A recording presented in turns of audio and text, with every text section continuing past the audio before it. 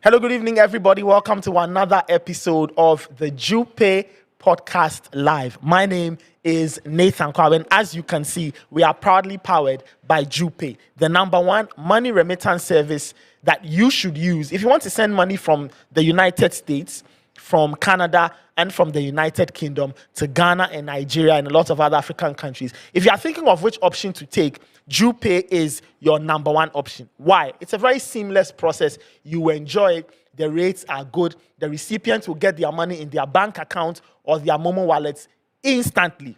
No issues, no headaches, no lags, nothing. It's as though the person is sitting right next to you and you've handed them some money. That is the power of Jupay. That's why you need to use Jupay Money Transfer. Just download the Jupay app from the App Store or the Play Store. Set it up on your phone. You can connect your bank account or your bank card. And voila, you are good to go. So thank you so much for tuning in, and thank you for using Jupay in advance. The people who are using it, they'll tell you it's been fun, it's been wonderful. Don't forget that there are also great rewards if you keep on using Jupay. You can use the various promo codes that we have. Nathan for me, one for Coach, and one for Fento. When you use any of them, you get a $5 discount on your very first transaction. How do you not want to enjoy something like this? If you are not on Jupay, you are missing out big time. Thank you so much. Let me introduce my wingmen. They are all back from the previous episode, reprising their roles. In the red corner, Mr. Daniel Cranton. DK, how are you doing? Charlie, life is good, man. Your man, they enjoy it. It be so. Charlie. As you can hear, Coach Christopher Nameless here in the blue corner. Charlie. Chris, how are you doing? No more keto krekum banana no more. Oh, I'm telling you, Egbana. You see, one time coach. What many alone I'm at coach. Okay, you wait. We'll get into you. Relax. Do you want to sip a little lemonade to cool you down first? I'm fine, Egbana. You understand what I talk? I don't understand, buddy. I'm saying I'm okay, but Ket they worry me.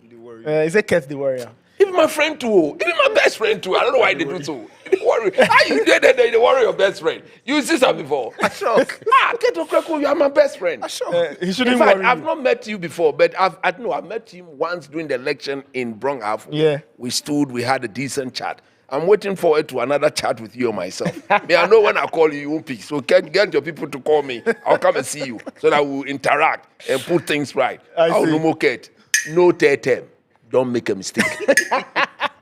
The guy.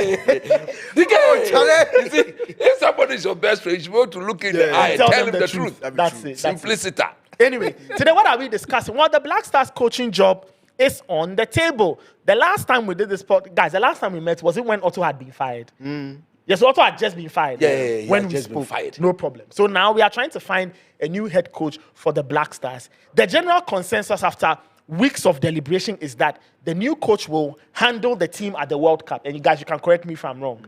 And then that story ends. And then they think of somebody else to handle the team on a long term. Let's not forget that the AFCON qualifiers are on the horizon. They'll soon begin for AFCON 2027. So we need to figure out a new coach. Now, for those who do not know, certain names have popped up, right? Slaven Bilic, Tom Saintfiet, Kwesi Appiah, and Carlos Queiroz per the last check. So these four names are the names that have appeared in terms of those who are likely to get the job. It will But be- today, as I said, it was Bento Santos. Queiroz. Yeah, so it looks like some eliminations have been done. Now, on the side of all of this, Chris, your very good friend, Mr. Schaefer, Winfred Schaefer, has been let go. Oh, Charlie. Oh, Charlie. Oh, Kofi Adams. Oh, no more. Oh, Kofi Adams. God will bless you. Oh, Kofi Adams. Oh, Honorable Kofi Adams. No more, God will bless you. Neta, what did you just say? I'm just saying They that. sack him. Yes, he's been sacked. Oh. Winfred Schaefer is gone. Coach Nimley, I will sleep well today. Oh, Idi.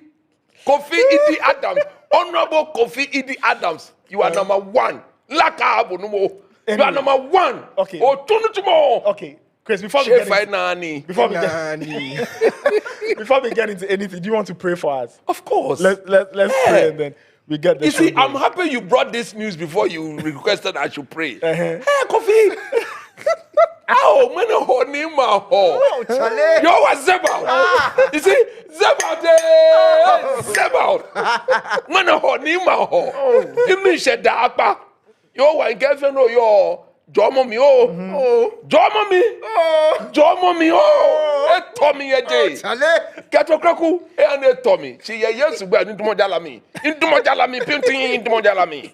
Into Mojalami. How? Jupay.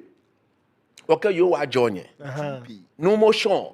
If you are job. No more Sean. No tomorrow. You are Zebat a job. Can no more use this? No more used it. Oh, Charlie. Oh, na nyamaji hime ni nyanu tomorrow. What about you walk again? Go te shebe what work Zebat then te aje one job. Amen. You was Zebat blaster one ta coach.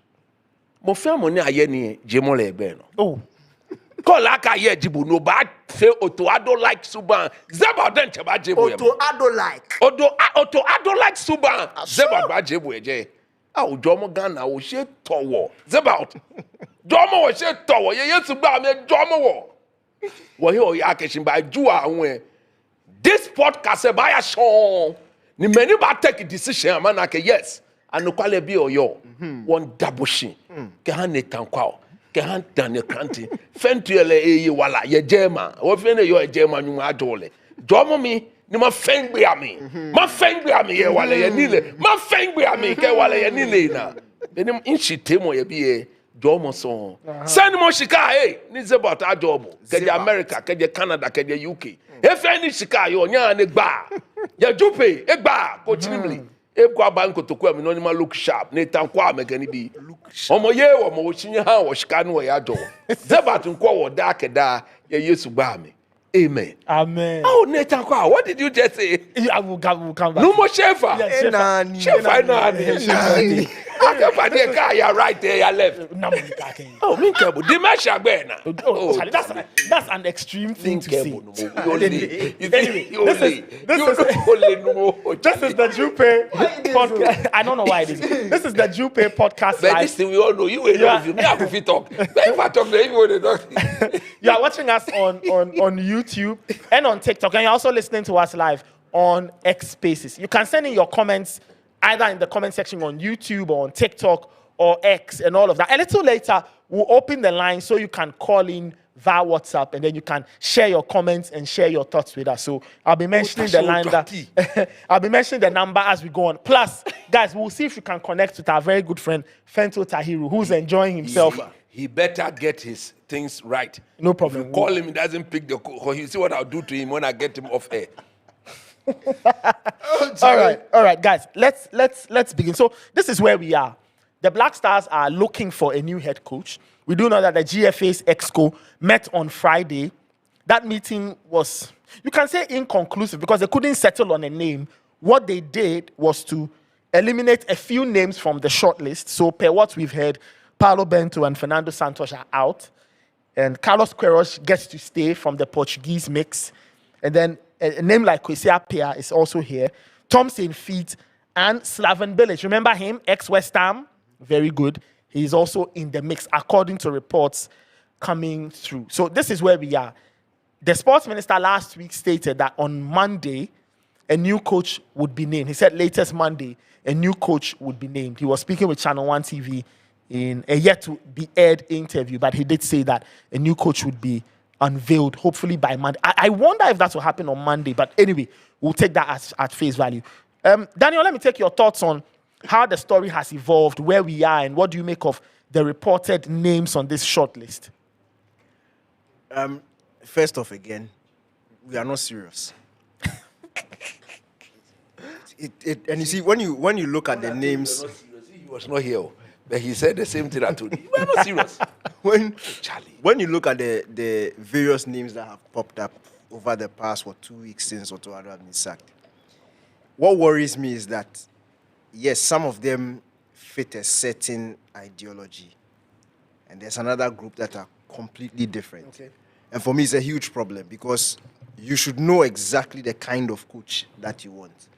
When you look at the serious teams in the world, when there's a vacant managerial position, there's a trend with the managers that are linked to the job. It's not just anybody. And for me, I'm happy that Fernando Santos is off the list. That guy, he's a social media coach. He's not a serious guy. For Paulo Bento too, he also have my doubts about him.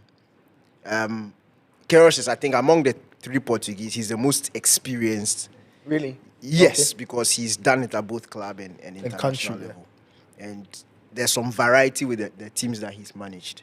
But even him, I'm not too convinced. I'm happy with the emergence of Slaven Bilic's name. Okay. Not because of what he stands for as a coach, but because of the pedigree that he has. So for me, I'm thinking if you can approach him, then you can approach somebody like him. And I hope they find somebody who is in the same bracket as him in terms of experience and pedigree. Okay. But who is more offensive-minded. Because it's very important. Look, we've not under Keto Kreku, he's not hired any manager that stands for offensive football. That the Black Stars have not played that exciting brand of football, which is suited to the pool of players that we have. It's been a very restrictive style. And I'm not against it, but I always say that your system should bring the best out of your players. You shouldn't force them to do something that they are not comfortable doing. Yeah. And again, when you look at the modern day players, not just Ghana, but in world football, years of training from the academy level. In fact, when you read the FIFA playbook now, it's all very offensive oriented. Yeah. So the players that are coming out are not, they can't play that typical Jose, Diego Simeone type football. And you see those managers today are struggling a bit. They've had to adapt and change their style. Over the past 3 years, Diego Simeone has not been the Diego Simeone that we know. He's had to change because the players that are coming just can't do that. Maybe one-offs they can do, but over a long period of time, it's very difficult for them. So that's why I think it's a very essential we get a manager who thinks like that, but also has experience, who can come in and quickly steady the ship. Because I always say, if you sack Otuado leading to the World Cup, is you are telling me that you wanted to go, or you want to go to the World Cup and make an impression, and you didn't trust Otto Addo to do that. So the next manager, it must be a guarantee that when he comes in, quarter group stages, we are qualifying from the group stages. Okay. That's the barest minimum. Then we can look forward from then. I like the idea of the interim coach because the time you are using to search is a bit too small or short for you to get somebody who will come in and properly convince you on a project. So we are now basically going on previous experience and vibes. So I don't want us to make a long-term commitment on something like that. So do it for the World Cup. If it works, fine, you can renegotiate. If it doesn't work, then you have enough time to sit down and look for a manager long-term. But of all the names, experience is important, but experience with the national team. This is a very peculiar situation. For me, if Kwesi Appiah is available, I'll give him the job. Okay. If not, then my preferred choice is Maresca.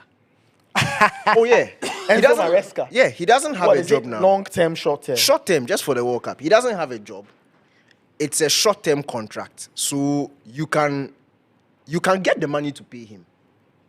If you are, look, we raised how much for the supporters? 30 million. 30 million. If you In take pledges, though. I mean, 1.5 or 2 million from I that, hear they are paying the money. Okay. The pledges have been fulfilled. yeah.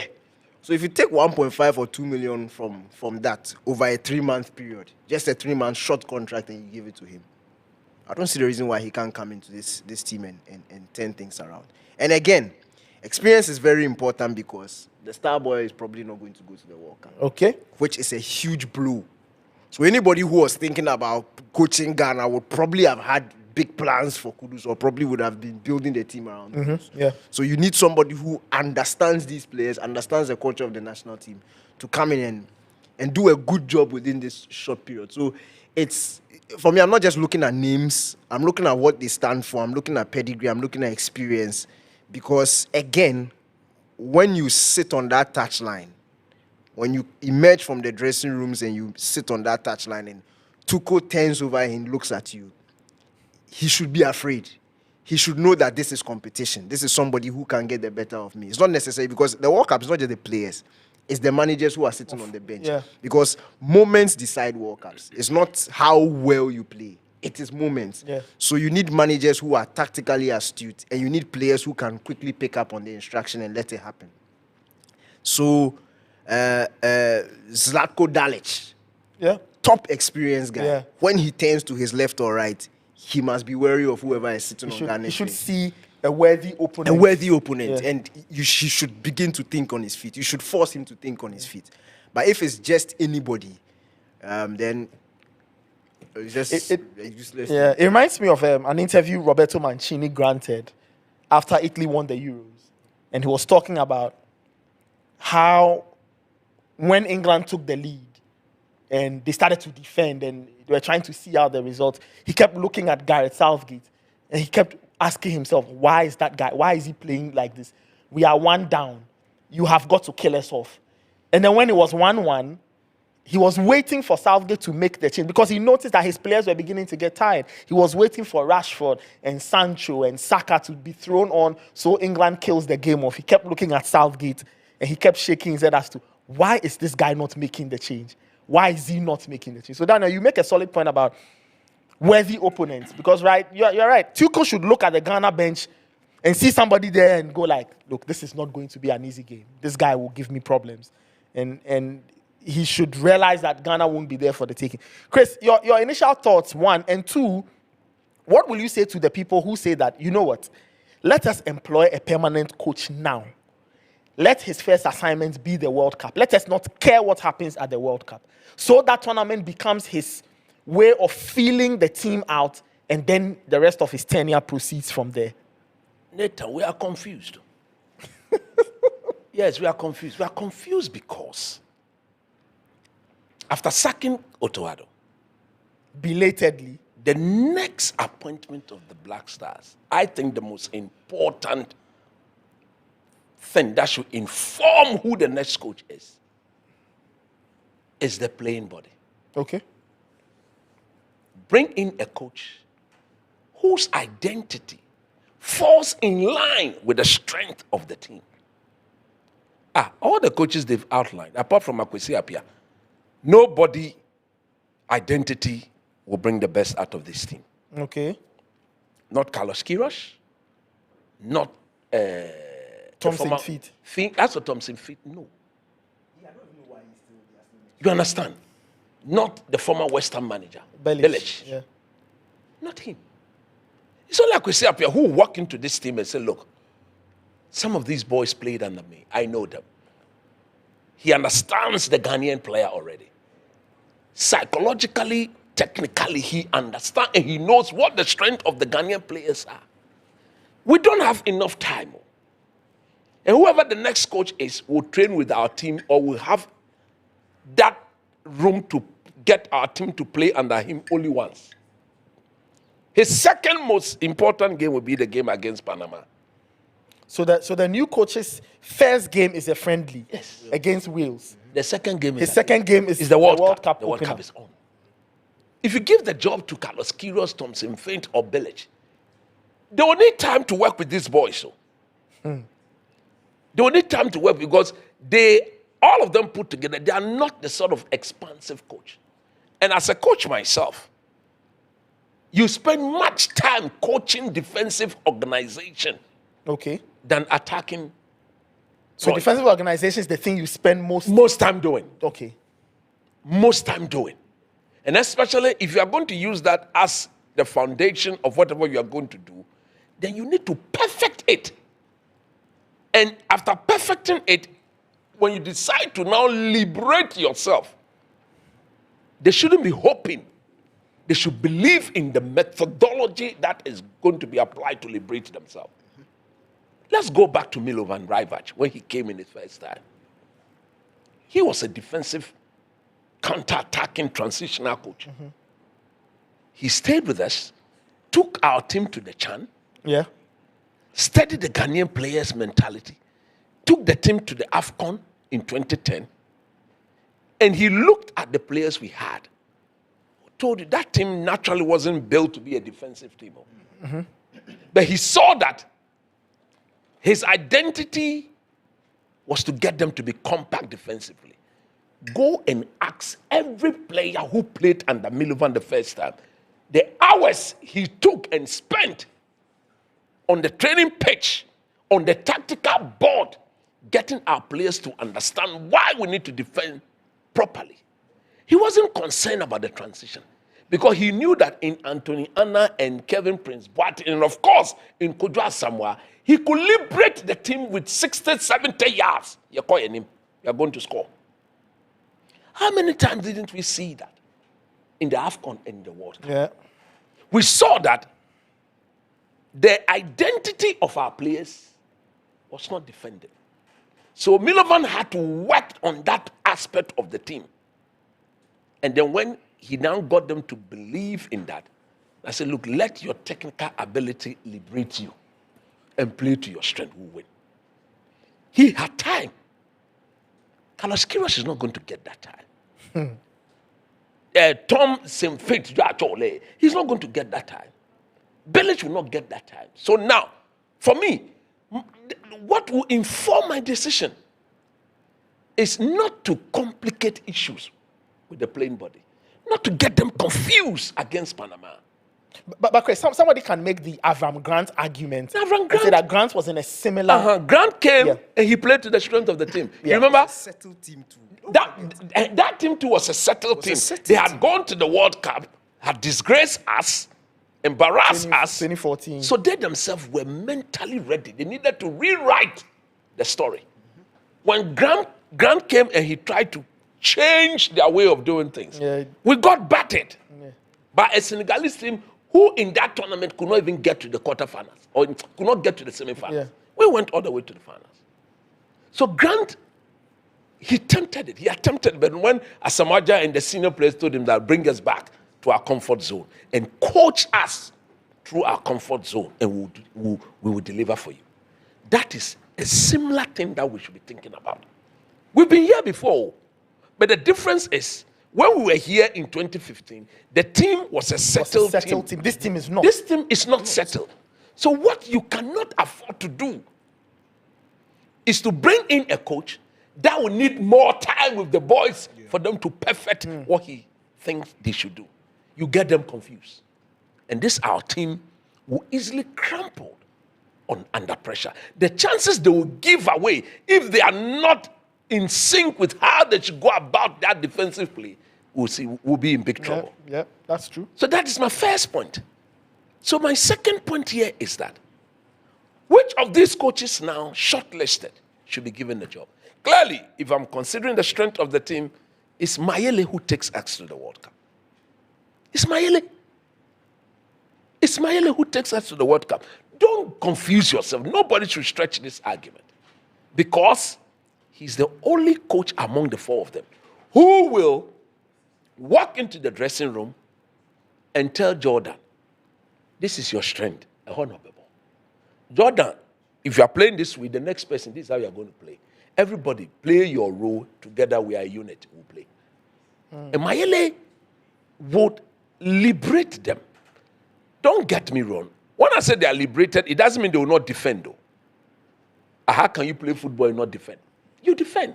But that will not be the foundation of what they will intend to do. In the World Cup, we cannot keep this team cannot keep inviting. It will be suicide. We should have a coach who will walk into this team and not get Antoine Semenyo to start every dangerous move from our half. Not to have Fatau, now that Kudus is not going. Not to have Kamadin. Not to have Jordan starting every move from our half. Okay? And the best way to do that is to play to the strength of the team. Nathan, I am a worried man. I'm a worried man because after sacking Coach Otuado, which was the right decision to do, should have been done long ago, those handling this thing are showing me that they don't have what it takes to pick the right coach for Ghana. Okay. You know my problem with that? When I hear the ESCO are meeting, I'm offending their coaches. None of them have got what it takes to appoint a good coach for us. Who are those? Who are those? Are they coaches? Are they? What is their level of technicality when it comes to coaching a team? That is why under Kwesi Nyantakyi, I stand to be corrected. But we hardly got any coaching decision wrong. You can go to the litany or the list of Kwesi Nyantakyi coaches that worked under Kwesi Nyantakyi. Hardly did we say that, coach, where Kwesi Akofo-Amayende, Onye, it doesn't suit our team. The one who we would have criticized had time with the team. That was Milo. So his diverse tactical approach, he had time to get the team to adapt. So he had a balance between how we defend and how we attack as a team. Agreed? Mm-hmm. Now, as we speak today, under Keto Kreku, who are those shortlisting these names? Under Nyantakyi, we had the late Uncle Ben Kofi. Do you know Ben Kofi's pedigree in Africa at the time? When it comes to coaching, we had the late coach Sam Ade. Yeah. We had Francis Nyamiba Otiakinti. When Avram Grant was being interviewed, do you know who? These were the men who were interviewing Avram Grant. Mikaipa, look, George Free was there as a vice president. George will tell you that, coach, I was there, I sat there, but I didn't contribute anything because these were coaches. These were coaches who were dealing with the tactical issues. So they just sat there and they observed it. And look, I'm stating on record. When the job was given to Avram Grant, Otiakinti, you know, he told me 2 days that Grant minimum would take the Black Stars to the final in 20. I said, Papa, are you sure? I said, Coach Sradi, I'm speaking from what took place in that interview. That this man, minimum, would take us to the final. And we should have won that cup. Today, where is Otiakinti? Uncle Ben Kofi is no more. Sam Ade is no more. Where is Otiakinti? Sidelined. Ket Okreko, in less than 2 months as Ghana Football Association president, just sacked Otiakente for no reason, nothing. And made somebody. Today, Desmond Ofe is given the title what? Head of coaching. What's Desmond's head of Jesus coaching Christ. education, right? Jesus Christ. You see the way we play without him? Desmond himself, I've told him, on yet smart. How can you take up such a position? Look at the thing. Head of coaching what? Education. Jesus. That's a huge role. Can you imagine? Effectively, you are responsible. Effectively, you are responsible for the production of coaches. That's it. No, Kasano. What level of experience has he got to do that? You see the way we are just doing things haphazardly in this country. If he's indeed the head of coaching education, he should be part of the panel who will interview the next head coach. Yeah, that's true. I mean, Is it he makes there? sense, right? No, can't. Is he there? You see, that is why Keto Kreku cannot have me as a friend. But he's my best friend. Because these are the things I'll be telling him in the face. These are the things I'll be telling him in the face. These are the things. So how sure are we that the best is being given? No wonder. It is Kirosh, it is Belic, it is Thompson Fed, And Kwesi Appiah. and it is Kwesi Appiah. Of the four of them, only Akwesi fits the bill. He's the only coach who will bring the best out of our players. I'm telling you. Because Akwesi has become adaptable as a coach. Yeah. With Sudan, you saw the football he played. Yeah. He played to the strength of the Sudanese team. Yeah. They don't have quality. So let's stay compact. He's had time to work with them. So he worked with them, and then they played on the counter. But with the players we've got, if we put Yurinchi alongside Thomas Partey, alongside the ball who plays in Bologna, Alassane, what was the name? Sulemana in midfield. And we've got Thomas Partey slightly advanced in front of Yurinchi, and then Sulemana because Kudus is not there. How many times have we not seen Thomas Partey in that role dominate and create chances upon chances, he himself on the score sheet? We laid a solid back four. And then we have proper wingers and one target man. Where the strength of this team is our wingers. The strength of this team. Yeah, because the the Black wingers. Stars currently have become a team that's very dependent on width. On wings. Very, almost like a very transitional type of Akwesi team. looked at that and said, okay, who'll do it? Who'll do it with cheeky ease? And he'll get the boys to believe. There'll be unity in camp. There'll be friendliness in camp. Akwesi will, look, because of his demeanor, he will just take the pressure off everybody. And this team, whoever takes up the next coaching job, one of his biggest responsibility is to take the weight. You see, the weight, thankfully, most of them were in Qatar. Yeah, so they So they understand, they experience what Qatar brought to them. We are going to America. We are going to Canada. We are going to Mexico. Yeah. The atmosphere is different. I said last week, and I'll repeat it. This World Cup is an Entebbe World Cup. True. Do you know why it's an Entebbe World Cup? Everybody's beatable. Everybody's beatable. And the beauty of the Entebbeness is that after the first round, unlike the previous World Cup, where after the first round, 50% go home. Yeah. This time after the first round, there are 32 teams left. Okay? So although we find ourselves in a difficult situation, I agree with Danny when he says that minimum, we should step out of the group. We don't need to win all our matches to step out of the group. A very good 3 points, not having too much negative in terms of goal conceded. We are among the 32. We just slot in there, and we are there to play the next game. So we need to do the thing properly. Already, the errors are being committed for even those who are being shortlisted. The errors. Because if I'm there, I'll tell them, like, look, I'm not saying Belic is a bad coach. I'm not saying Kirosh is a bad coach. I'm not saying Thompson Finn is a bad coach. But the three of them will not fit the profile of our players. And per their methods, they will need more time to work with the team for the team to accept what method. Because I don't want them to go and get the boys confused. A confused defensive organization, you know what happens, isn't it? Will collect woto, left, right, center. You don't want to do that. You don't want. So we are waiting to see who is given the job on Monday. For me, I wish after Monday, I'll not even sit down and be overly critical of whoever the coach is. Yeah. But I want to sound very positive. But sounding very positive doesn't mean I should compromise my knowledge on the coach and our team and be positive for the sake of positivity. I'll be doing a great disservice, not only to myself, but to those who believe and who understand football.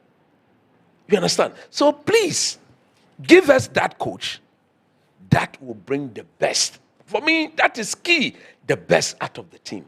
Semenyo has played over 25 games for the Black Stars.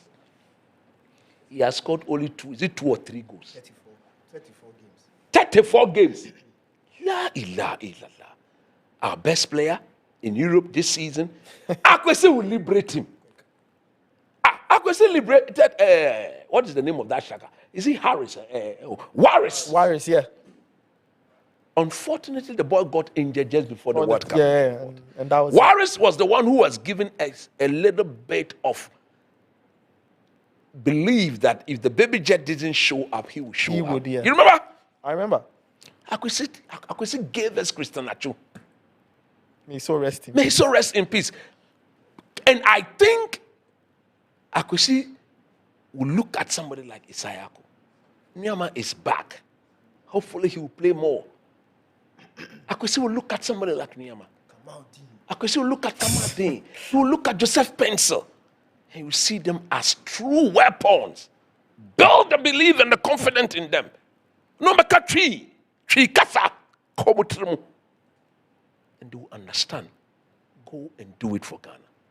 Ya brache.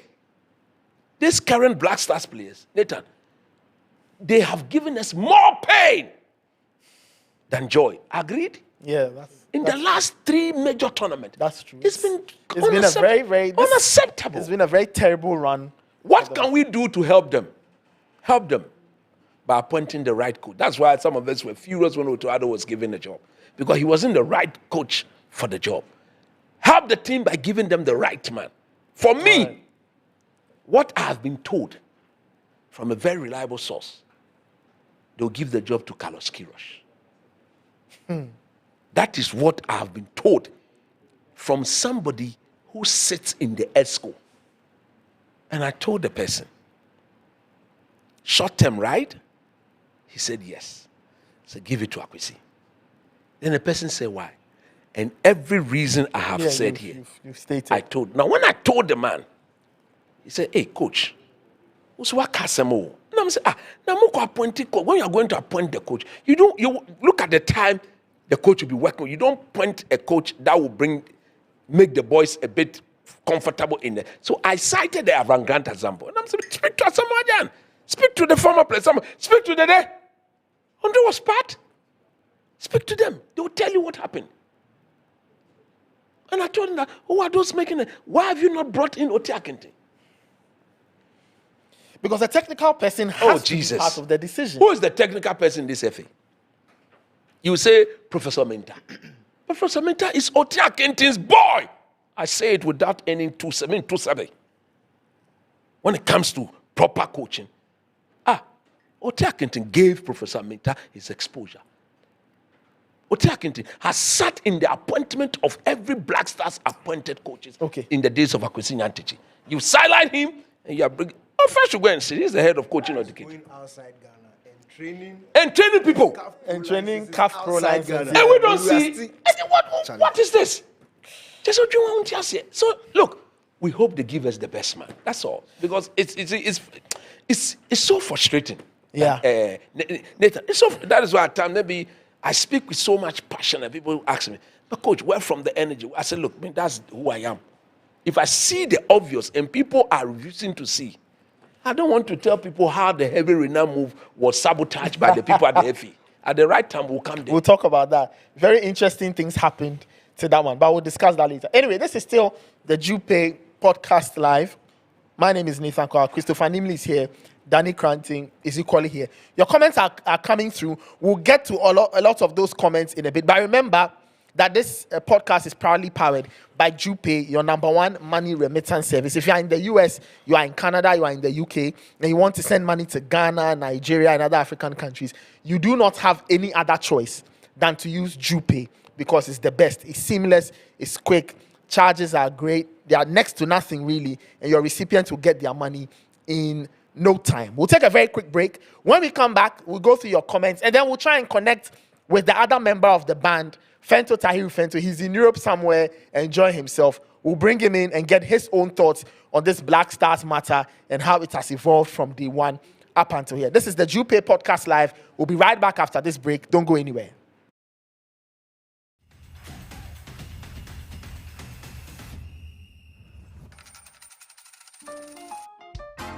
Send money home with no headaches, with smiles on the faces of loved ones. It's convenient, fast and easy. Try me Jupay. Jupay has the best rates on market. We hope you make the most of your money. Meet a need, send via Jupay. Try me Jupay.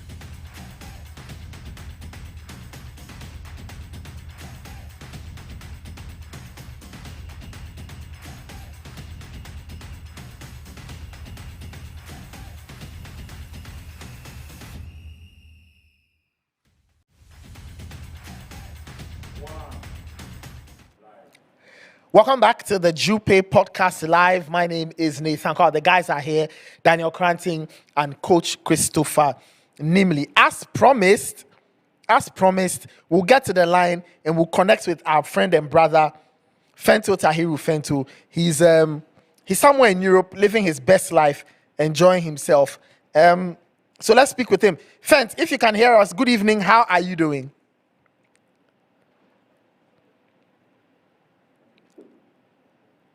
Hello, Fent, can you hear us?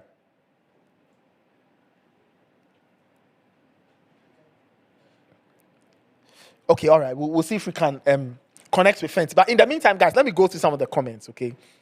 This one says, I'm watching from Angola. Ghana has always had a strong national team. I wish them the very best at the World Cup. Very big blow to hear that Kudus may miss the tournament this summer. Great player. This one says, Kwesi what? So somebody disagrees with you on the choice of Kwesi Appiah. What the person didn't understand is, of the four men there, I didn't say Kwesi is the obvious choice, but we are looking at those that have been shortlisted. Yeah. And if you look at them, Kwesi was the one that would bring the so best this one out of says, the team. we don't play attacking football.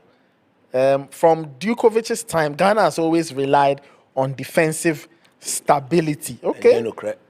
This one says, Hervé Renard is not coming. The French top paper, L'Equipe, wrote last week that he's committed to the Saudi job. That is true. But what a lot of people don't know is how come Hervé Renard committed to stay or committed himself to the Saudi project. We'll talk about that one of these days. It's not because of anything. I can tell you for free that it was our own people. Who sabotaged the move. Our own people sabotaged everything, and that is why Hervé Renard is not coming. One day, we'll share that story. But you, for now, take, as we say these days, as they say these days, take that whole body. This one says, we need Hudson-Odoi and Dede back since Kudus is out. No more loyalty. And then somebody says, Jupay, you do all. Interesting. And they should give the coaching job to Kwesi Appiah because he brought most of the guys to the limelight. So those are some comments coming If he walks in there, the players don't know, Papa Befi, Papa Odende. Papa Kasachira Wonte. What? Quite interesting. Danny, let me take your thoughts on Mo Kudus, because it's the other big story concerning the Black Stars. For those who do not understand, can you just give our viewers and listeners, whether it's a timeline, but can you just bring people up to speed as to what exactly is the situation with Kudus and why we are looking at a very bleak, situation? Yeah. Kudus got injured in January. It was a quad injury, muscle in there. So the quad is a muscle in your thigh. The thigh, yeah. Okay. The main 4 muscles in the thigh. Okay. They are the ones responsible for movement. Okay. He got an injury in January. He was billed to return in April. That is this month, after the international break. Before the international break, he had returned to light training with Tottenham Hotspur. Then he joined team training. And I think on the 3rd day of team training, suffered a setback in the injury. Okay. And according to Tottenham Hotspur, a specialist needs to come and look at it and possibility of a surgery. Now, even if the surgery doesn't happen, because it's a muscular injury and because it's a setback, the likelihood of him playing the World Cup is very thin. Then we don't know what exactly the injury is, but usually if they are operating a quad, it could take a couple months. So that could be like 2 or 3 months. So that also looks very unlikely that he'll play the World Cup. But at this point, we are still waiting for Tottenham Hotspur. I think in the coming week, we will get proper clarity as to what exactly the injury is, because the question was posed to De Zerbi. He jumped the question, didn't answer it, didn't tell us what exactly the injury was. If they are sabotaging us, they should let us know. And those doctors are Tottenham. Look, and they are intentionally getting our player injured so that he will not come and beat England for us. They should let us know.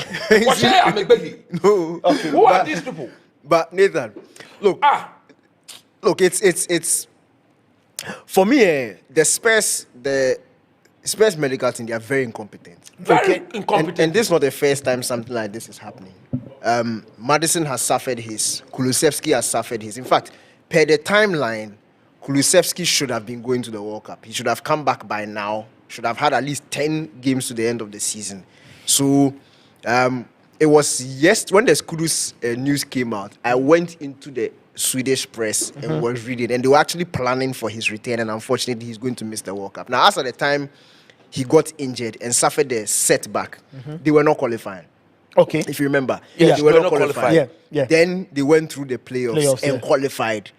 They were lucky that Isak is back, hoping that Kulusevski will be back, but unfortunately, he's also going to miss the competition because of Spurs. Solanke also suffered his. Richarlison suffered his. There are a number of players who have been built to come back, so they will give you a certain timeline, and then when they come, then a setback happens.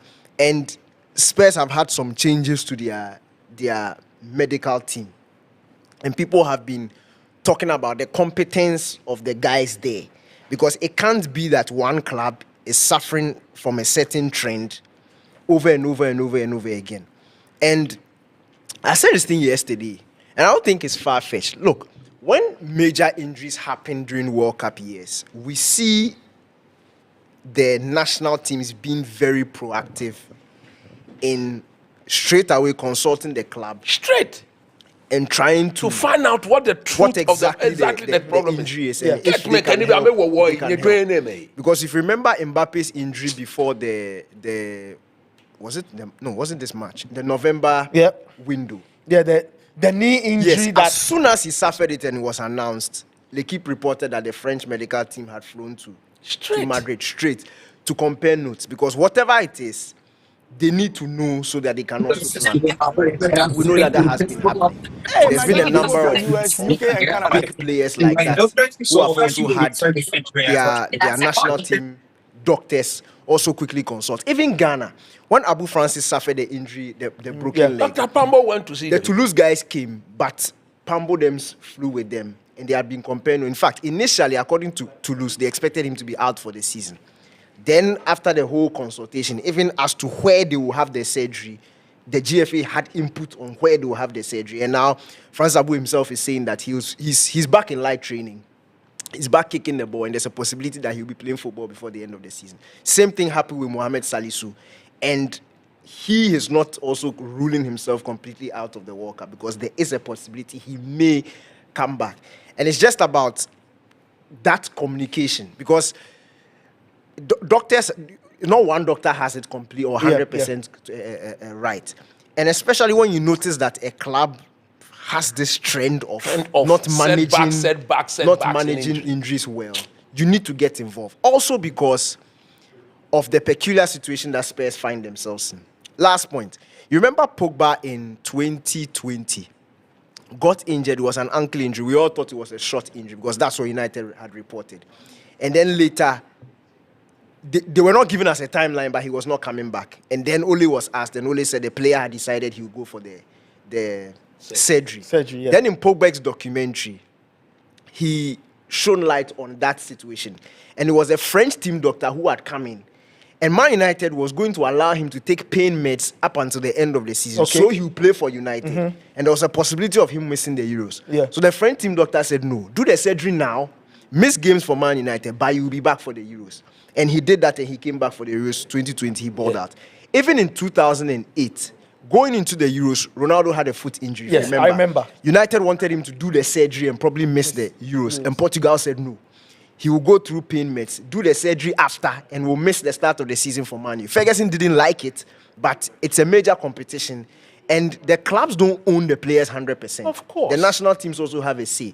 So with that, you have to get involved because if you leave it to the club, they are going to do what is going to benefit them. Yeah. And I'm very sure that Tottenham Hotspur looked at the possibility of Kudus having that surgery and missing the entire season considering their peculiar situation. Yeah. And they chose the option of he coming back to probably help them out at the end of the season, and the thing has backfired. So, yes, it's incompetence from the Spurs medical team, but they are not the first team to do something like this or delay the proper treatment of an injury to save themselves at the expense of the national team. And I just wish, I don't know for sure, but I'm giving the GFA the benefit of the doubt, and I'm giving Dr. Pambo the benefit of the doubt because I know that if he was involved, probably this thing wouldn't have happened. Okay. And I just, it's very upsetting. I mean, Dr. Pambo knows his stuff. I know him personally. Yeah. I know Dr. Pambo personally. I've done some few things for him personally. He's a top physician. Yeah. He knows the job. So for me, I'm a bit disturbed that such a thing has happened. I'm very, very disturbed. Because look, the Black Stars without Mo Kudus, Nathan, and see, what people don't understand, you see, Kudus, there are like 3 different types of Kudus. Yes. And my favorite version is Tournament Kudus. Yes. Tournament Kudus, there's a guarantee. Thank you. There's a guarantee. You know what you give. I remember. There's no if. Yeah, I remember. There's a certainty that he will out. The 2017 U17? Yes. Yeah. I saw him training at I was with Muftar and Abela, and I was saying, but who's this young man training, in a very lax manner and all? Then he made this. So I figured out who he was, said it was Mo Kudus. I said, this guy, no problem. So the tournament starts, he's slow. The 2 games, so Ghana got KO'd, I think, round of 16, I'm trying to remember. Yeah. But the last group, the last group, goodness, afterwards I said, wow. Then in the game we got eliminated. Kudus really showed his stuff, and then we saw him play for the national. So yeah, tournament Kudus is a very interesting type of player. Look, I don't see. Look, we never imagined that this would be the news. Yeah. I thought because he sat out for a very long time since January, I knew he would come back fit. In fact, my worry was it was a serious injury. That's why 3 months, 3.5 months was the time limit. But you don't give a player that long of a time to recover. And the player come in 3 days of first team training. Then the team pops up. Then you only go back and tell us that now it's looking like he may need surgery. I mean, gross incompetent on the part of those medical team, on the part of the entire Spurs' medical setup. And they have shown, not this season alone, under Hans Postecoglou, all their players was getting injured. I'm sure, you see, They should be smart enough because this is costing them their position in the league, isn't it? Yeah, it as is. we speak, they are in the relegation zone as we speak today. West Ham won, and therefore they find themselves in a situation where they will have to win their game away to Sunderland tomorrow. Okay. Where they're trying to massage the issue, like Cranton said, to bring the young man back to come and save their cause at the expense of the Black Stars of Ghana. I think our people has allowed this to happen. Maybe they trusted the Spurs' medical decisions so Maybe. much so well Yeah, that they didn't get see involved. the need to get involved. Okay. But this All is right. unacceptable. Okay. We'll get to Fento Tahiru in a second. But before we do, guys, so we are here. Mo Kudus looks like he's going to miss the World Cup, right? Mm-hmm. How do we go around it? Should we find a like for like, Chris, or Which like for like? There's nobody we have like. There is no like for like. And I think everybody should get that out of his mind, that he needs replacing, because you cannot replace him. Okay. That is the beginning of doing the right thing. Rather, whoever the coach is Adapt. should have to shape the team differently to play without Okay. adapt, so that we don't miss his absence. Okay? We don't miss the fact that he's not going to be there or he will not be among the group. So it is going to be on the coach. I think the best we can come to this, because we need that player who will get in the final attacking third and get the Black Stars going. We don't need a player who will be in that position and then delay, hang on to the ball necessarily. Kudus hangs on to the ball necessarily in the final attacking third. You know that when he gets that chance, he strikes the ball, it's in the back of the net. If I'm the coach, I push Thomas into that position. I thought of that a few days ago. That would be... That you reconfigure the midfield and then let Thomas play close to goal. Let him play a bit advanced. Because when he's mainly in the attacking third, he receives it, he passes, he gets on it, calms everybody down, bring the rest of the players into the game. When there's no way, he will tell you there's no way. Because he controls these things with cheeky ease. And anytime we've had Thomas play a bit advanced in the Black Stars, he's always been deadly. Either he's assisting or he's putting the ball in the back of the net himself. I think a Thomas there brings the best out of Antoine Semenyo. Yeah. Because Thomas picks up the ball. When he turns and Semenyo makes the run, you put it there on the silver platter. Take it and go and do your thing. If he turns and he's a Haku or whoever, Brenda Asante, Thomas Asante, but he'll put it in front of you. And we need that. So for me, it's not. So you say one way of going around it is to deploying Thomas Partey in an advanced role. I watch the two Blasters game. I mean, the Sibo boy, I don't trust him. Sibo do achole. No more elebo. I don't trust him. Look, they should look at Yirinchi and the boy Sulemana. They should look at the two of them. I think those two boys, as two pivots, with Thomas ahead of them, their workaholic instinct and the way they press the ball, they are a bit mobile. Sibo under pressure, he gives the ball away. His best option is to go backwards.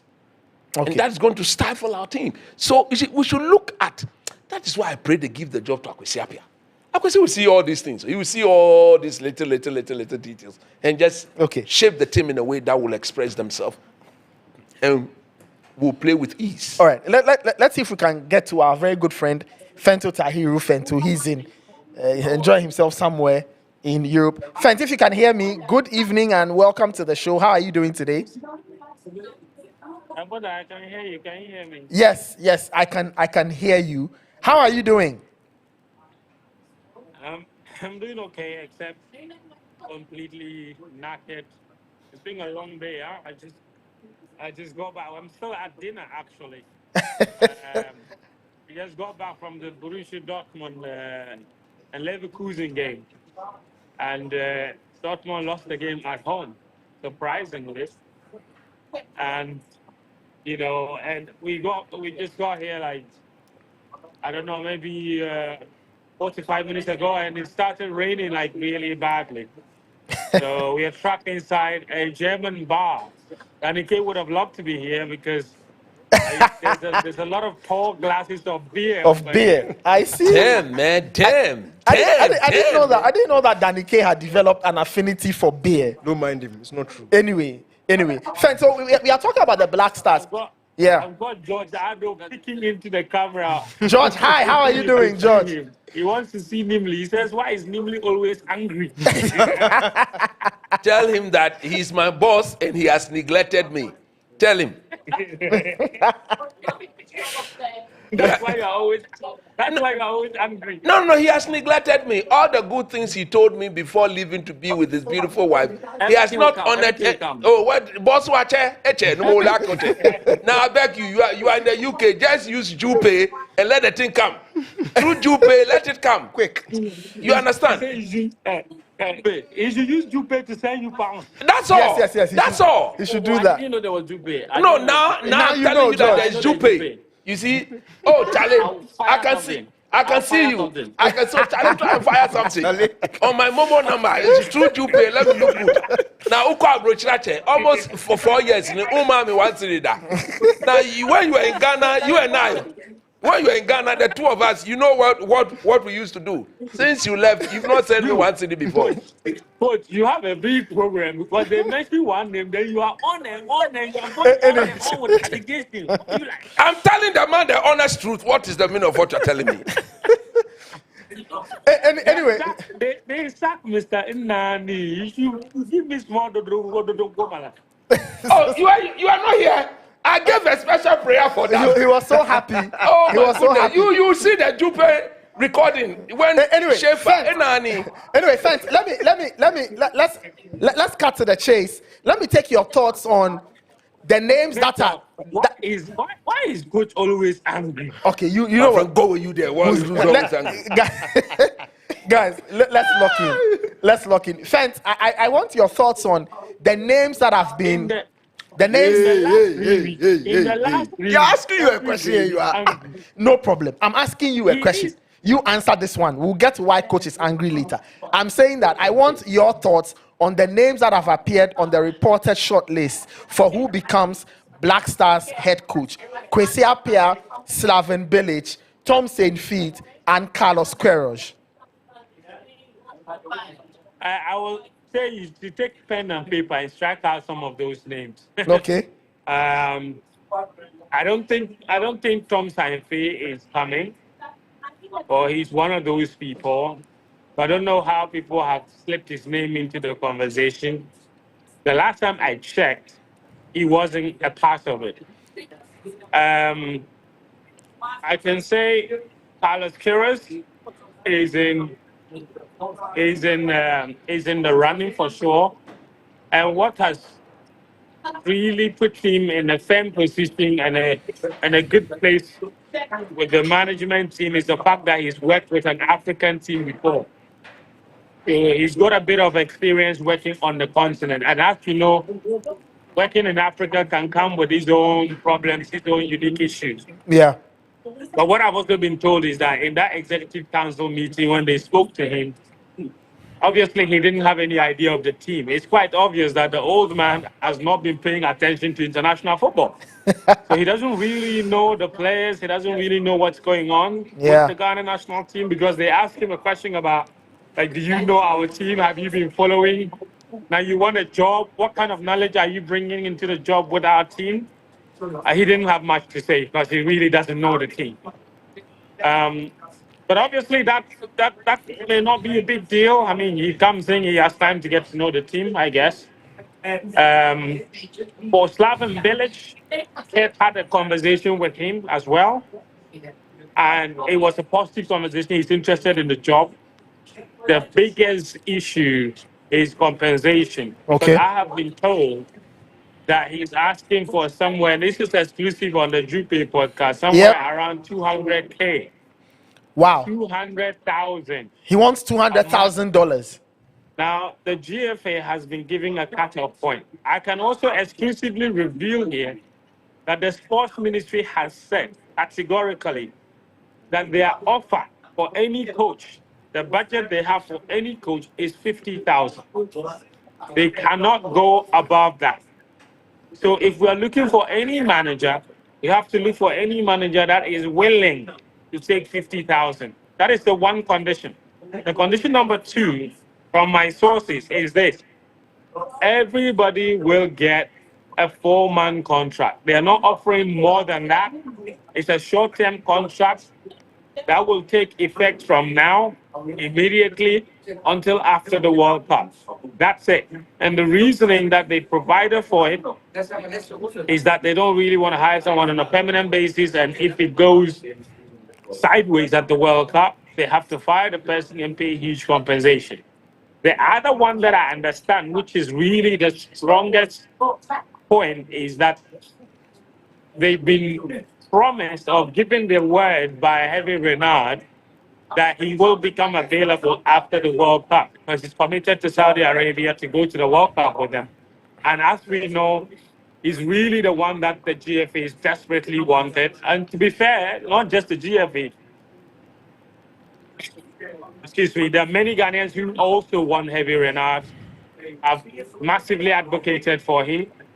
So I guess that possibility of him becoming available is also playing in the minds of the GFA as they attempt to make this particular decision. So 2 conditions, a $50,000 salary and a 4-month contract. That's really what's on the offer now. Okay. And I can tell you that the 2 leading names at the moment are Slaven Bilic and Carlos Perez. Now, Kwesi Appiah is not completely out of the running. And I say that because they have had a conversation with Kwesi Appiah as a fallback plan. That's the phrase. As a fallback plan in case they don't really get the people that they want. And at the moment, Slaven Bilic, unless he completely slashes down on his expectation, I think the figure he's asking for and what the GFA can offer, the disparity is so huge that I can't see them reaching an agreement. Unless, for whatever reason, they can find a middle point. Now, for Carlos Perez, there is a real opportunity there that it can happen because he's somebody that is willing to take the 50,000 salary. But there are people who are not completely convinced about him. And one of the things that one of the points people have raised against him, especially in yesterday's meeting, is his age. He's an old man. And Christopher Nimley, he doesn't like old people because he thinks old people cannot see. So Schaefer is older than him. Schaefer is older than him. But he's an old man. That one is true. Inani. Because if they bring Carlos Perez, we will see another Inani.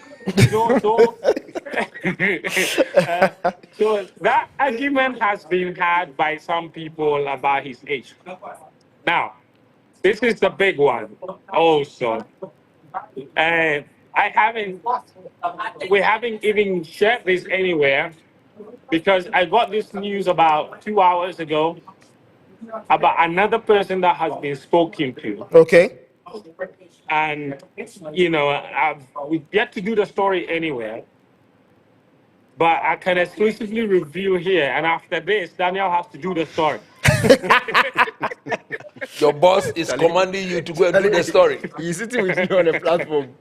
What time? Ted has also had a conversation with Steve McLaren. Okay. So that is the latest name Belenani. that I can throw into the list. I see Steve McLaren. Steve McLaren's most recent job was with Jamaica. Sorry? I was saying that Steve McLaren's most recent job was with Jamaica, I believe. He was at the Unity Cup. Exactly. He quit after the play. Yes, he quit just before the playoffs. Yes. Because he couldn't secure an automatic qualifying slot. Yeah. So he quit his role. But he's got, exactly. So he's recently coached the national team. The interesting thing about the Steve McLaren issue is that I was told that he was the one that actually reached out to express interest in the job. Okay. Now, as I said, I only got that information not too long ago, so I haven't really been able to gather more information on whether or not he's somebody that they can afford or whether he's willing to accept.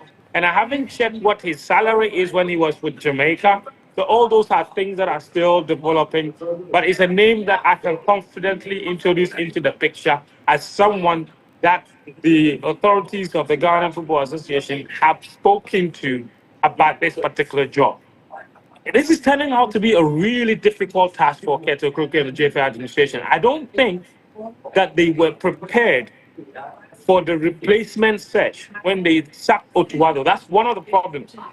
Until now, they sacked Otuado, and obviously everything now seems like they're starting from scratch, and the search is proving incredibly difficult. I can tell you, the top brass of the FA are very frustrated by the way the search has gone. They were hoping to name a manager by Monday, and obviously that timeline is still valid because tomorrow is still Sunday. I know they are having negotiations with Slaven Village and also Palace Perez. And so possibly that Monday deadline could still be met, but in terms of what the ideal candidate for this job is, they really haven't necessarily hit the jackpot just yet. I can tell you that the people that they have are not necessarily the people that they would have wanted. Now, as for Slaven Village, I think we all know that, like, everybody knows that he has a recent history of coaching at places where it hasn't exactly worked out. But when he coached the national team, especially for Croatia, we know he also really did well between 2006 and 2012. Famously going to the Euros 2008, at the expense of England. Yeah. They won their first 3 group stage matches in that competition as well before they eventually got kicked out by Turkey. And then he led them to another Euros in 2012. That they didn't make it after the group stages, but he left on a really good note. And when he took over West Ham, we know that how that first season also went. So he's got some really good things in his locker to be able to coach both at national team level and at club level. And so I don't think ability is an issue here for someone like Slaven Bilic. Obviously, there will be some mixed reaction because of the recent records, but he's a manager that also has a certain really good track record that we can't completely dismiss in a conversation about what he could possibly offer as far as the Black Stars job is concerned. The other thing that I can say is that we also broke the news about Schaefer's dismissal. Yeah. And that is a big story as well. But you notice that we added a line in our breaking news story that the GFA is shaking up the backroom staff. Mm-hmm. I can also reveal to you here should repeat that. So the GFA is it's very likely that they should sack all of them. Hey, fend your weight. Fend your weight. It's very likely. Fend your weight. That. Wait. It's very likely that. Okay, I should wait. I'm waiting. You see, you talk to Keto Kreku and his people all the time. Tell them there's no need to shake up the backroom staff. They should clear all of them for there. They should sack all of them from there. And leave only the medical team. Desmond, Don Pencil, all of them sacked. All of them should be sacked. Nobody will allow anybody to keep any of their favorites there. Tell them when you get to Krekoku, give him my number. I say you should call me and let me tell you what to do. Continue. Why are you angry? I'm not angry. I'm saying they should do the right thing. These people, when I was saying Shefa Nani, they should sack Shefa. Today, you see, they have sacked the man. He was adding nothing to that. He was just taking free $35,000 every month. Free or GD. Well, Coach, I think that your dream is about to come true. I can also reveal that it's likely that there will be no surviving member of the current backroom staff. Oh, get to Kroko Dende. Get to Kroko Dende. Get to Kroko Dende. Get to Kroko Dende. Get to Dende. Get to Dende. Get to Yajumano. Yes, now he's doing the job. Get to Kroko Dende. Get to Kroko Dende. Sack them, Ket. Sack them. And you get my support. Okay, because wrap it up. One of the coaches they spoke to actually said that he wants to come with his own backroom staff of 6 people. Okay. So it's not looking likely that there will be any surviving members of the current backroom staff as we speak. So I think as far as the coaching issues and all the shaking and movements are concerned from the Black Stars account, Nathan, this is what I can reveal, unless you have any other questions. Well, I mean, interesting developments there. But friends, let me ask you this: the other thing we're discussing was with, it had to do with Mohamed Kudus and the injury situation and the likelihood that he could miss the World Cup. What do you make of everything that has happened so far, and how should the team or the technical team approach that particular problem? Is there a player they can plug and play, or they need to find a different way of setting up the team so that Kudus' absence is not felt, but you can still get the same output from somebody else, or using a different tactical plan?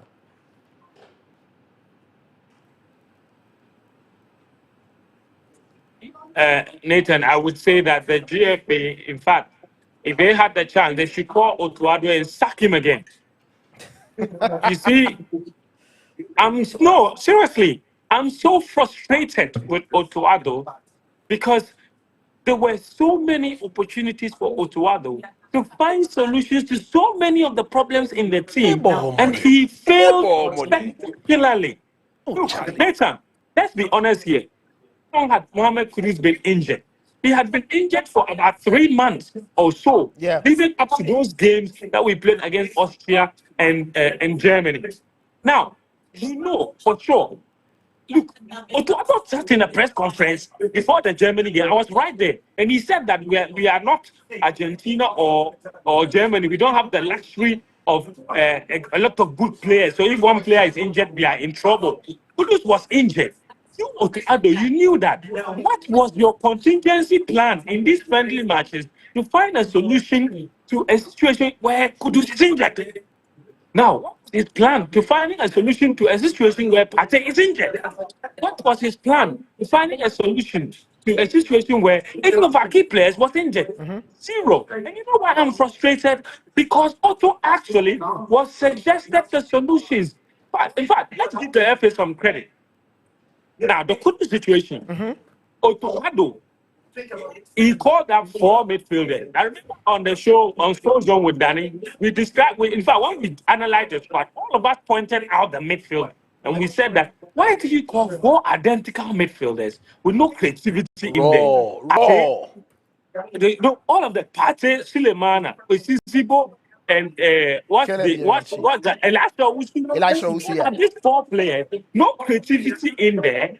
And you have the opportunity to introduce a creative player, somebody that could possibly replace Mohamed Kudus in an injury situation or in a situation where you want something different, and you don't call the player. So I'll give you an example.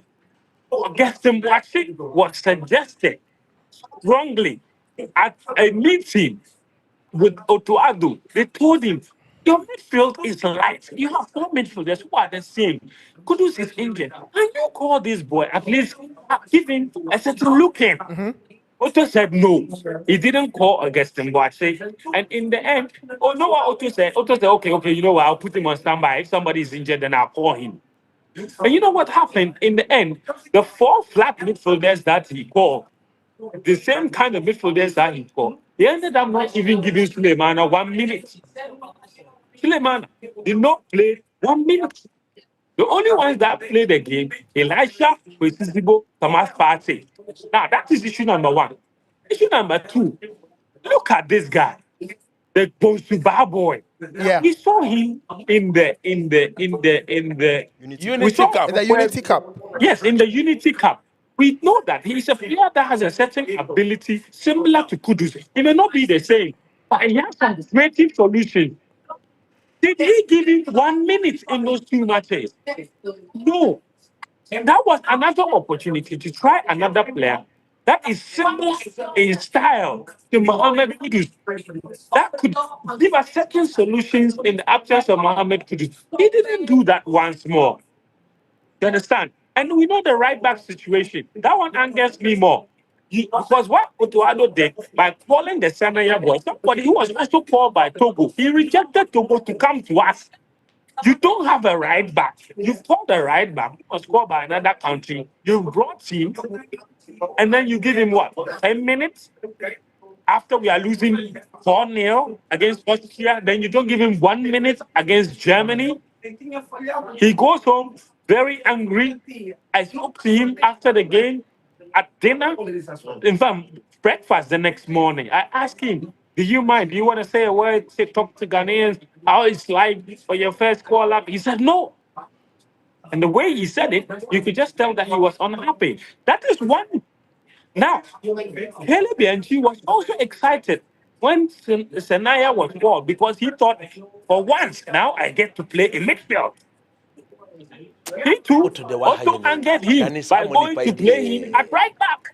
I will sack him So- twice. So he also left very unhappy today. Okay. At the post-match interview, mid zone, I spoke to this guy at Dortmund, Svensson. He used to be a teammate of Caleb Bianchi Yeah. at Nordsjælland. He Yeah. only joined Dortmund last season. So Okay. he played with Caleb Bianchi at Nordsjælland before he went to Dortmund. We were having a chat, and he told me he's shocked. He doesn't understand why they play Caleb Bianchi there at right back. Because he says when he played with him, he was one of the best midfielders he's ever played with. And this is a guy that was only 19 when Svensson was playing with him. You understand? So for me, that the disappointment with Otuado is that he failed to really find solutions to problems that everybody could foresee. Yeah. So to answer your question about what we could possibly do in the absence of Mohamed Kudus, I think the solutions exist. I think we can find creative ways. We have players who maybe obviously not as good as Mohamed Kudus, but players with a similar style, players with a similar profile, like Ogetem Boachi or even Bosuba, that could offer a little bit more or a little bit similar to what Kudus was doing. And I think that we will be fine. We just need to give them a certain level of confidence.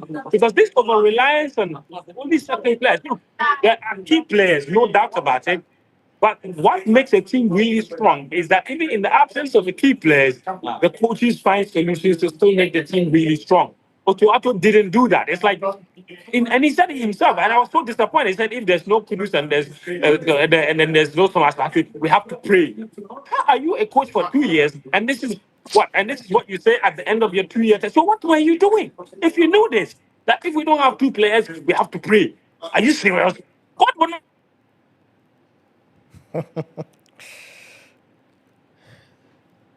Hello, Fent. Can you hear us? Okay, we'll see if we can reconnect with Fento Tahiru. He says, The man is inside. if we could sack Otto, I'll the bit about the midfield thing, it was one of the things I never understood.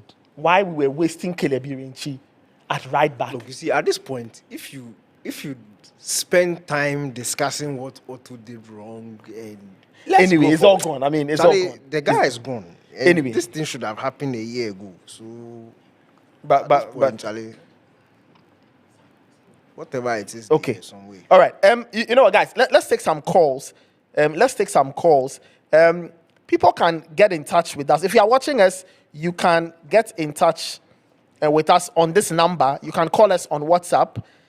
+1 302 681 0800 001 302 681 0800. I'm reading it for the last time. 001 or +1 because it's a US number. +1 302 681 0800. That is the WhatsApp number. You can maybe send us a message or you can call that number.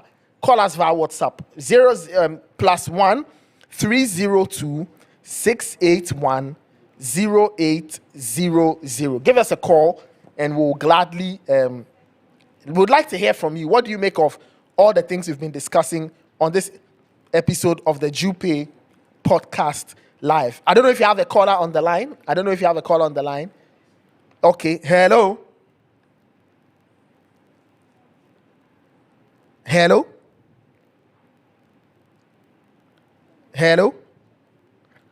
Okay, all right. We'll work the line and see. 001-302-681-0800. Chris, I could tell how scandalized you were. You see, I don't know, but Danny is saying that what is gone is gone. yeah, but some people are so incompetent, Charlie. The level of incompetence that is being displayed. I think there's somebody on the line. Yeah, I don't know. The level of incompetence that is being displayed. Yeah, hello? Hello? Yes, can you hear us? Yeah, I can hear you now. Okay, please, what's your name and where are you calling from, please? My name is Michael De Condosia, calling from Maryland, USA. All right, Michael, thank you so much for calling. What's on your mind? Kindly share your thoughts with us. Yeah, so I think the Mohamed Kudus problem, nobody can really replace him because Kudus is exceptional. He is one player that cannot be replaced. However, I think the biggest thing we need to do now is for me, we should put Ashimeru in his position.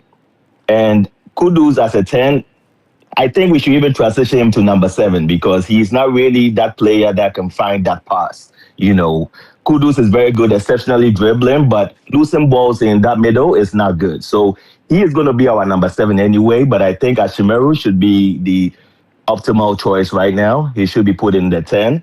And for me, I think that Otuado really, really did terrible without us finding a solution, backup players, you know. So that would be my point right now. I think we should also go with Carlos Cruz and coach. I don't want to hear about you going to the World Cup. I heard you yesterday. I wasn't happy with you. You go nowhere. So I appreciate you all. Been following you all since early 2000s on Panorama. So I love you all. I love you. All right. Too. Thank you. Thank you so much, Michael. The guy is talking about Dede shouldn't go. What I've said is that Dede actually go nowhere. But if we are to call certain players, Dede is better than some of us. So Dede Okay. on condition that we call the right players, Dede will sit down. Okay. All right. Anyway, let's take some more calls. +1-302-681-0800. +1-302-681-0800. Let me take this caller. Hello, Nathan. Yes. Yeah, good evening from here. Yes. What's your name and where are you calling from, please? Well, my name is Rufus. I'm calling you from Canada. Okay. All right. Thank you so much. In fact, I'm calling you from Coach's former institution, the University of Western Ontario. I see. So that's wonderful. Please go ahead with your contribution. Yeah, I've been following the conversation so much, and I'm wondering where is Afenajan in all this conversation? Felix Afenajan is Danny, help me. Felix Afenajan is in lower. He's in the second tier of Italian football. Wow. Well, I'm just sad because, you know, as a country, we just think that things just happen. You know, for several years, we have not had any plan in order to get any succession for our players. So once, you know, like anyone is injured, then we are in trouble. I don't even know whether I have any confidence going into the World Cup, but yeah, we will see how it will go. But Nathan, I have one more request. Okay. My wife is a big fan of Coach. Okay. A big fan of Coach, and tomorrow is her birthday. She has been troubling me that unless Coach wished her a birthday, I'm never going to get the rest here. So please tell Coach that, you know, as a student in his former institution, I want him to give a big shout out to my wife. Tell me, like she's watching right now. Tell me her beautiful name. That's Antonia right. Etua. She's Antonia. Yes, Antonia. Antonia what? Etua. Etua. Etua. Awula Antonia Atwa. Awula Antonia Atwa. You my job onulo. You my job. Happy birthday, young lady. Being at the University of Western Ontario is very, very difficult. In the cold, I was there alone, so I had to come back to Ekuya. You are there to make sure that the young man is fully blessed. Can you see? Not to miss you, dear no. Happy birthday, Antonia Otua. All right. Thank you. Oh, can you see? Anyway, let's take a few more calls and then we wrap it up. +1 302 681 0800. Let me take this caller. Hello. Yes. Hello. Yes. Yes. Yes. What's your name and where are you calling from, please? My name is Wilson. I'm calling from Accra, Ghana. Okay, we have somebody calling us from right here in Ghana. Wilson, please go ahead. Okay, so I wanted to say something. First of all, everybody knows Ghana. Our strongest suit is our wingers. We have Semenyo. We have Kamaldeen. We have Pen. These are players that can destroy any defense. Once you give them the ability or give them the freedom to move. And I've never understood why Otto always sets up the team without putting our front foot on the wings. Every time it's like his first aim is to defend, prevent us from conceding goals, and in which we even still concede. So even I want to tell coach that as much as he says Schaefer, Enani, Otoado to Enani. No, you see, it's not if you say it that way, if you say Enani in Ghana, you are trying to say that he's not getting something. How you should say okay. Enani. So the tone is important. Enani. Okay. Enani. Very good. You said it correctly. Oh, coach, I read that you're saying that we need to print it on a shirt and sell it. Enani. You know, so yeah, I think in terms of the coach as well, honestly, I think Apia would be the best for a short term. Okay. He understands our players. He understands. He's known most of them from the time they were coming up. Okay. So it will be much easier for the short time we have. Okay. Okay. All right. Thank you very much. Thank you. Let's take 2 more calls and then we'll wrap it up here. I think we have somebody on the line. Hello. Hi. That's from Germany. Hi. Can you hear us? Yes, I can hear you. Yes. Can you hear me? Yes, we can hear you. What's your name and where are you calling from, please? This is Dennis from Germany. All right, Dennis. Thank you so much for joining us. Please go ahead. Yes, I've been following your podcast for a long time. Shout out to Coach and Danny K for always giving your objective opinions. So I'll say regarding Kudus, I think Ghana we should swallow our pride and talk to Callum Hudson-Odoi. We need him. He will be a perfect replacement for Kudus. He can play the number 10. He can also play on the wings. And regarding the coaches, I'll say let's go for Carlos Queiroz. I mean, Carlos Queiroz is a proven winner. He's worked on the continent. He took Egypt to AFCON 2021 finals. I believe he also took Egypt to the playoffs or something like this. But Carlos Queiroz is a proven winner, ex-Man United coach, ex-Real Madrid coach. I think if you have the chance, we should go for him. My second choice would be Kwesi Appiah for sure. Because he knows the team already. He knows Thomas Partey. He played Thomas Partey at the number 10. I remember against Congo 2017, Thomas Partey gave the hat-trick. So, so this will be my 2 main options for the coaching. Let me just say this before you leave. Hudson-Odoi has not switched to be a Ghanaian citizen and play for the Black Stars because Keto Kreku is preventing that move from happening. That is the truth of the matter. Yeah. Yeah, because I the man really is on. I get it. Kurt is on record to have said that all those players they approached. Yes, and they said no. And they said they no. won't call They them. should forget about ever going Yeah, to the so World that Cup. is- So that's he's where the we one are. preventing the moves. Something that belongs to all of us. Over 35 million people. One man alone can stand in our way and deny us what will make us happy. We say we are in a democratic. If I'm the president, remember now you hata. Me. All right. Anyway, thank you. Thank you so much for your call. We really, really appreciate that. Let's take our final caller and then we wrap it up. Guys, this is the Jupay Podcast Live. You can equally give us a call. I think we have a caller on. Let me take our final caller. Yes, hello. Hey, hello. Yes. What's your name and where are you calling from, please? I'm Dr. Charles. I'm calling from Delaware in the US. Okay, all right. You're on the East Coast. All right, let's hear from you. Right. I have a very simple question. I keep hearing the concept of Ghana football culture, but you have 100% of your players playing in Europe.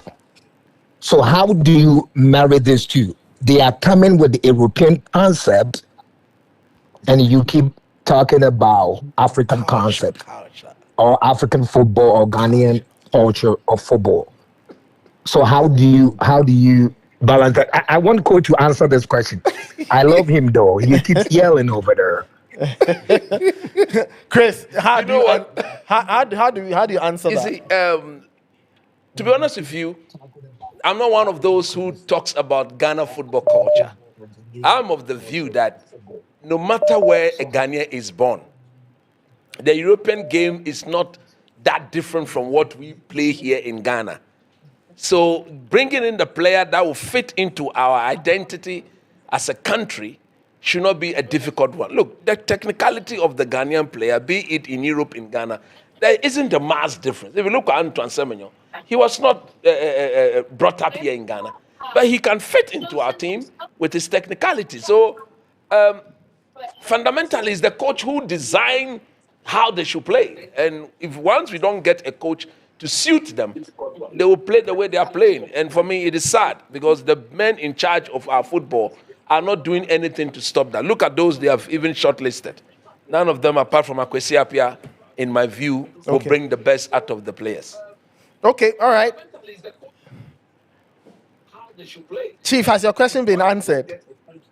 Yeah. Thank you. Okay, Thank all right. you. Thank you so All much. right. I love you guys. You're doing great. Thank We you love so you much. too. Love you too. Thank you so much. Let's take 2 more calls and then we'll call it an evening. All right, we have our penultimate caller. Hello. Hello. Yes. What's your name and where are you calling from, please?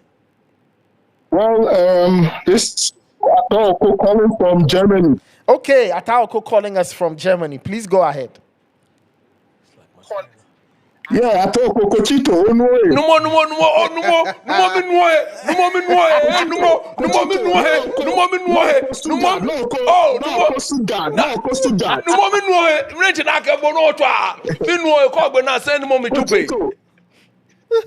Kochito, Chale, Kochito, Tuado, Emile, your bossy flats.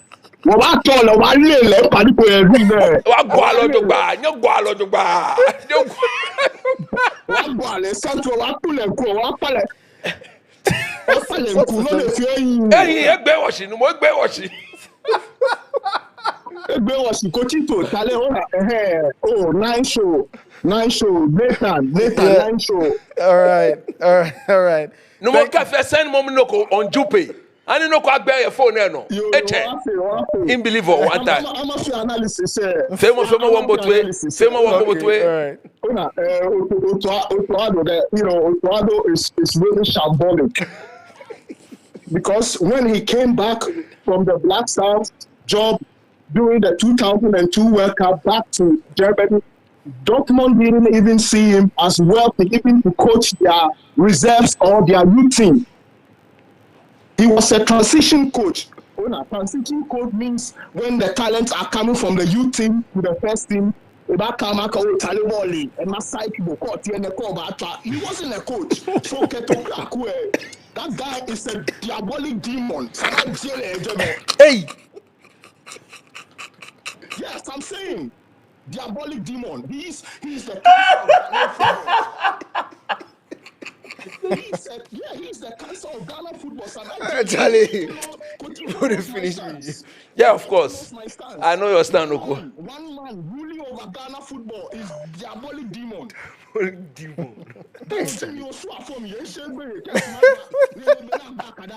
hey, oh fine, I'm not sure if you, oh fine, why?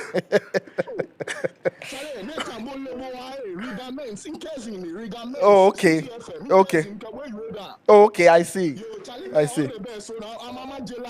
No problem.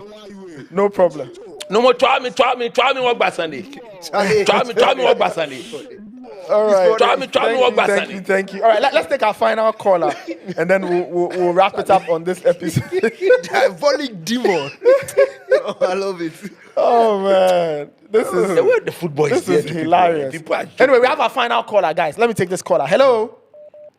Yes, hello. Yes. What's your name and where are you calling from, please? Okay, so my name is Nana. I'm calling from Accra. Okay. All right, Nana, please go ahead. Okay, so a couple of things.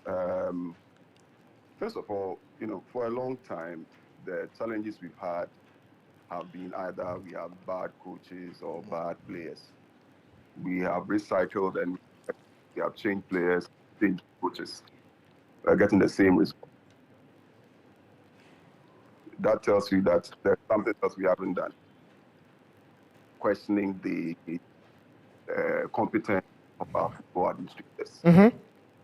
I think there's an obvious problem. We don't plan. We have never planned. We see Senegal, we see Morocco, we see other countries doing so well because of planning. Why are we not talking about those things? Why are we going through all of them? For me, I don't have any hope in the World Cup. I think whatever the outcome is, it should not be a basis for making a decision regarding the future of football in this country. Okay. I think what we should look at is to demand a clear-cut plan that demonstrates how our youth teams transition into our senior team. Okay. 100%. So I think we need to look at that. If we don't get that plan, forget it. Nothing. You see, Ben Kofi and the rest did it and you saw the results. And now we are trying to, look other ways. Please, I want to appeal to Coach Nimley with his, well known in football circles, and the rest of you. Let's try and demand a clear-cut plan. All that, sorry for my language, all this nonsense about DNA and all of this, nobody knows anything. Nobody knows what's going on. Without any plan, you don't expect to get a good outcome. So please, let's demand. That's for the World Cup. Let's forget it. If it goes well and we get to quarterfinal, semi-final, it will not be because we planned. Exactly. It will be because of some chance or some mistakes. Exactly. You understand? So let's forget about the outcome of the World Cup. I don't get anywhere. If we get somewhere, praise God. And then when we come back, we should have a clear pathway, towards recovering our football, because the game is gone for Ghana. Okay. All right. Thank you. I think that was a brilliant submission. Yeah, that's a brilliant we've always said submission, that, and we've always highlighted that. Okay, we all are right. suffering because our juvenile football is dead. It's dead. The Black Okay. Stars transition is Okay, dead. let me take this final There's another caller. caller. Hello. Hi, hello. My name is Michael, and I'm calling from Canada. All right, Michael, please How go are you ahead. doing back there? Yes, we are fine. We're We doing are fine. good, Thank you. Michael. All right, sure. Michael, please go ahead. Okay, so I'm just calling to recommend Jupay. Through the podcast, I downloaded the app, and it has been very good to me. It's very fast, blissfully fast, and I really wanted to recommend Jupay. All right. That's super All right. fantastic. That's wonderful. That's wonderful. Thank you so much for Super downloading fantastic. the app. Good job. Yes, Good job. Thank you so much. Thank you too, for Michael. using- Super fantastic. You're welcome. All right. Thank you so much, Michael. Anyway, guys, we are wrapping it up on this episode. I don't know whether we have some comments. Maybe my producers can send me some